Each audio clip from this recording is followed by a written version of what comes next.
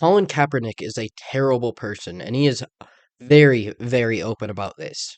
If you don't know who he is, he's a former NFL player.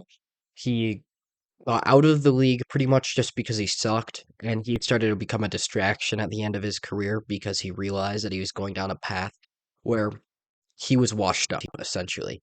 This guy, he was terrible, ended up getting benched, started protesting the flag. He was the guy that started the whole kneeling for the anthem thing, and then he got cut by the Niners.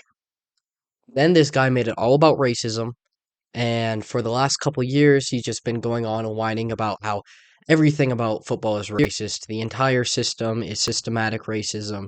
This guy is a huge, huge pusher of critical race theory. He's just not a right or good person. He's been completely brainwashed. This guy will call the NFL draft slavery and then still try to play for the NFL, but he can't because he sucks. And then he says that he sucks because of racism. He blames literally everything on racism. And now he's going after his adopted parents. Why? Because they were parenting him.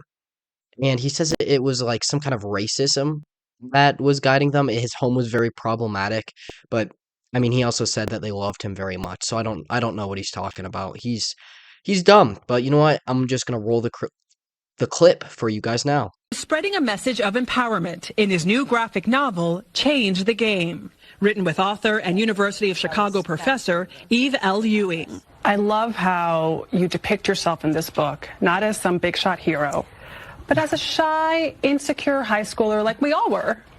I mean, I'm speaking for you, but yeah, no, absolutely. Growing up, I think still am a pretty introverted person. I hope it's true to form, and that's just kind of how I navigate the world. It's his true high school coming-of-age story, his journey embracing his blackness, despite resistance from many, including his white adoptive parents. I know my parents love me, but there were still very problematic things that I went through. I think it was important to show that, no, this can happen in your own home, and how we move forward collectively while addressing the racism that is being perpetuated. He took cues from his icon, basketball star Allen Iverson, who he said wore his blackness like a suit of armor. And teenage Kaepernick wanted cornrows to match. He's getting what roles, his mom asked? Oh, your hair's not professional. Oh, you look like a little thug. Your mom said that to you. Yeah. And those become spaces where it's like, okay, how do I navigate this situation now? But it also is informed why I have my hair long today. The grown-up version of Eve wanted to go back in time and give young Colin a lot of hugs. And I was really moved and saddened by the level of kind of self-awareness that he had to develop at a very young age without a lot of guidance. Make it very clear, his mother is completely right. Cornrows look unprofessional. That's just true. That's the parent's job. Parents' job is to guide the child in the right direction, to help them not make poor decisions. Getting an unprofessional haircut isn't going to help you out in life, and his mother realized this and called him out for it. But he's mad because somehow that's racist. It's not racist. That's just being straight up with you. And Colin Kaepernick, he needs to just stop whining. He needs to be a little bit grateful, because clearly that problematic things weren't really going on in his home. The worst thing he could think of was his mom telling him that he shouldn't get cornrows. He didn't get hit. He wasn't abused in any way. Not verbally, it doesn't seem, and not physically. So what is he even whining about? This isn't problematic parenting. This is just parenting. But he has such little respect for any kind of authority, he can't see this. And I don't know what the lady's talking about how he had this self-awareness from such a young age. This guy is clearly brainwashed, always has been, and it unfortunately seems like he always will be. This is a guy who's been completely convinced by the system that racism is the cause of everything. Everything that happens to him, it's racism's fault.